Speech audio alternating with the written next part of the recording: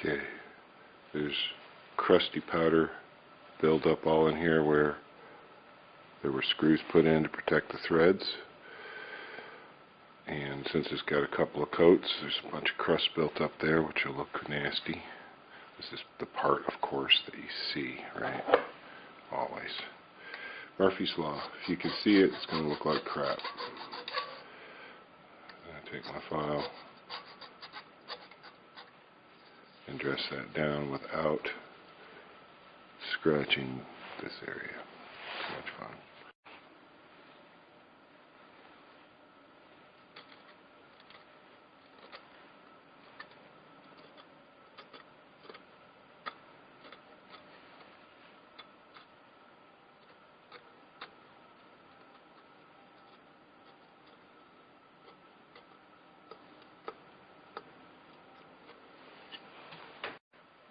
And the next step, after I knock the little crud off of there, is to put the 632 tap into it.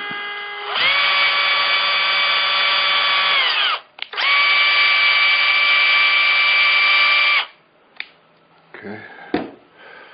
Because as I said, the Corsair 800D has all different kinds of hardware. It has metric and standard hardware.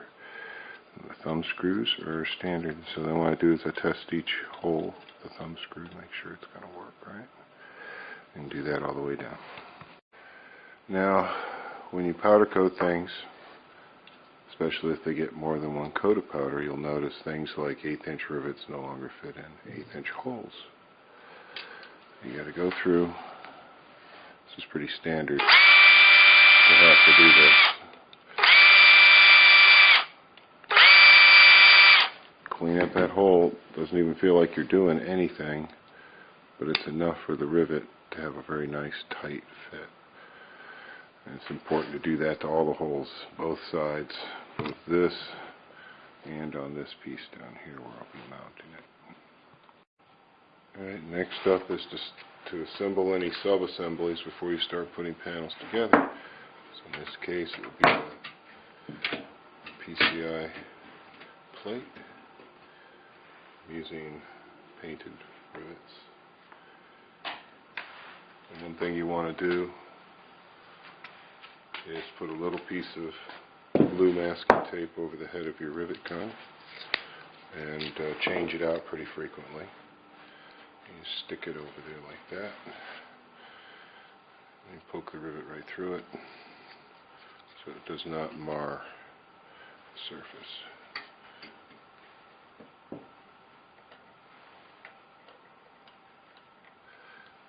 The thickness of powder coat causes fitment issues, so you have to work with it. It's not going to slide right through because everything's going to be super tight, but you want it tight. Once you've got it bedded, you put your fingers under the gun, control the gun completely with your left hand, so that when it pops, you do not mar the surface, and that's how you get a factory-looking installation with painted rivets. Okay, once you're ready to start assembling the case, now these are just something I made. These are supports for the mid-panel because I changed some stuff for the water cooling. It's just secured with some machine screws from below. But work carefully, take your time, and what you want to do is not force anything. But you are going to have to massage these powder-coated parts into position because they are going to be a little thicker than they were before. So the clearances between the feet and all that, and the little flanges and whatnot. And then you just start assembling it with the pop rivets. Like I showed you before. Control the process so that you don't have any damage. Move the position of the tape for each rivet so that it actually does something, because it'll just about tear the tape up each time you put a rivet in.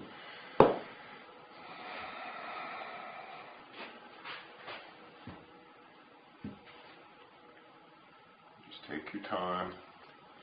Make sure that whatever you're putting the case down on is soft and not going to scratch it. Okay, now you've got part of your chassis assembly going. The next step for me on this is to put this mid in,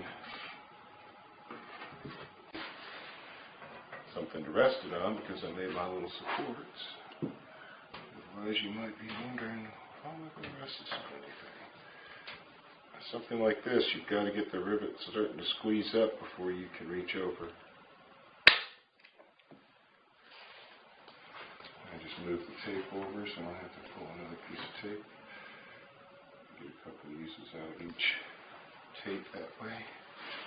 Now this one, that to do what I want.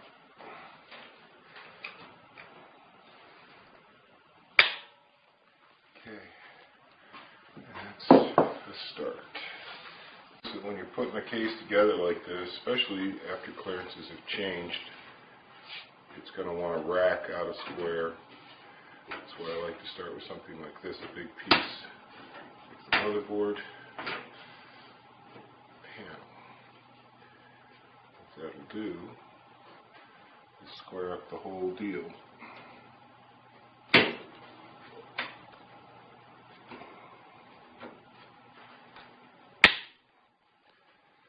I've omitted some parts so that there can be a radiator down below. Normally, you would start by building up the parts that are attached here and set this on top of that, and that makes your platform. Instead, I made these braces, and I'm using the factory plastic to support the mid panel. This goes on with the little nubby things up, flat part on the bottom, and you just put it right over these pins. Get it all in there real nice. And this goes down with the holes this way, and the little standoffs on the back are for the PCB on the hot swap.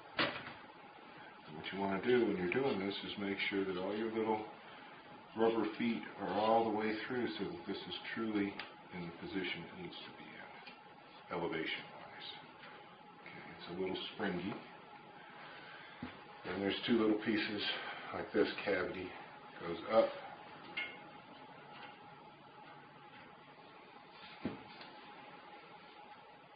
For a guy that never had any lessons, it's amazing what you can do. Just make it up as I go along. So this has two screws that go into here. That's the tray and this assembly together. I'm using different hardware because I want to have like a matching Torx-headed button head screw everywhere. So I changed out the hardware on the back to those. And that will square everything up so that when I slip the front panel on, it just goes right up against everything, and then I can start riveting. Now this bottom part doesn't even touch the front panel. It floats, but this part is riveted to the front panel. So you'd be riveting here, here, and here. That'll be the next step. Okay, much the same way that you put the back panel on, you massage the front panel into place. Make sure all your holes are already pre-drilled so everything's going to fit. You know it's going to fit. Test fit it before you get to this stage so you know you can just push it right on.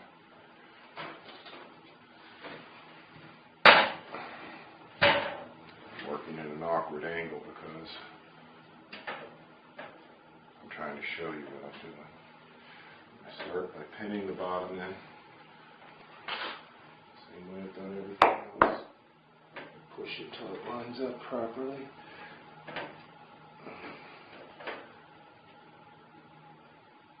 If you have any fitment issues, adjust them. Don't drill out the hole if you can. Use something like a center punch or an awl and try and dial the parts together. Because if you enlarge the hole, the rivet's not going to...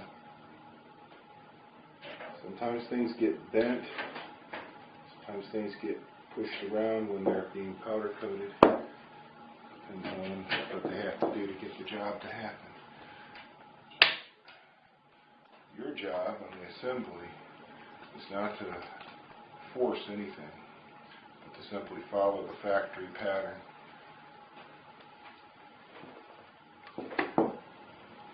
And Do what you gotta do to make it happen.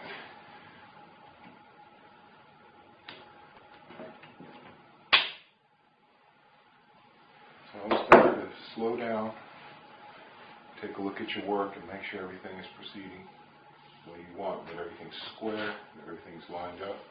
So right now, because of the motherboard panel, the mid panel, all the stuff, everything is touching, everything is fitting.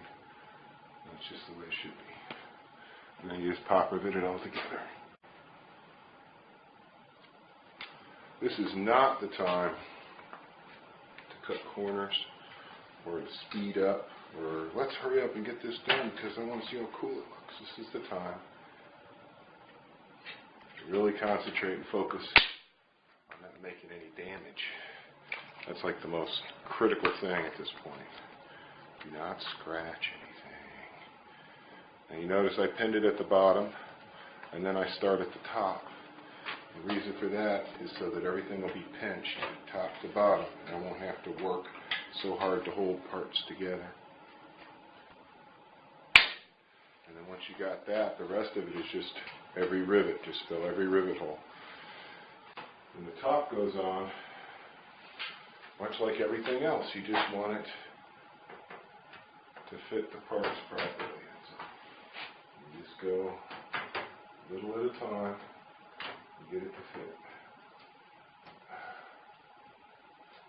Because everything has changed. Everything has changed again, of course, because it's powder coated and it's a little bit thicker.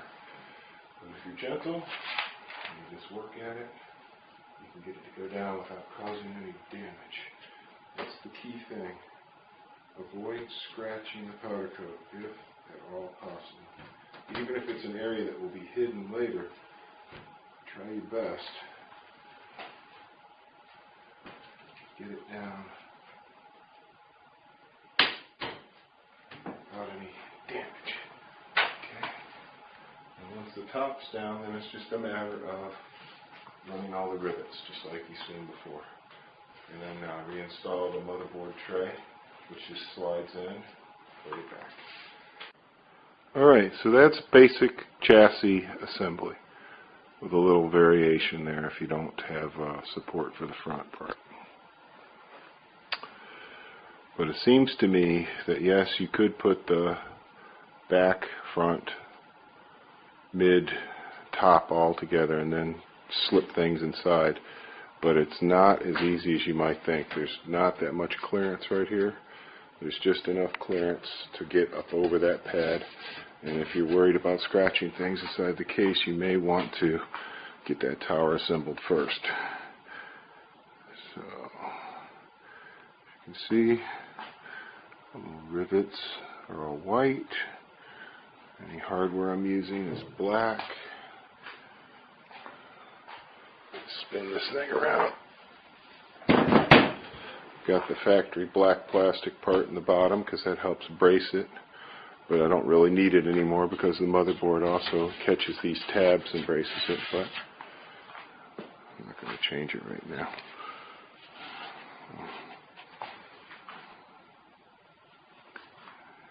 Overall, I think it's looking pretty good.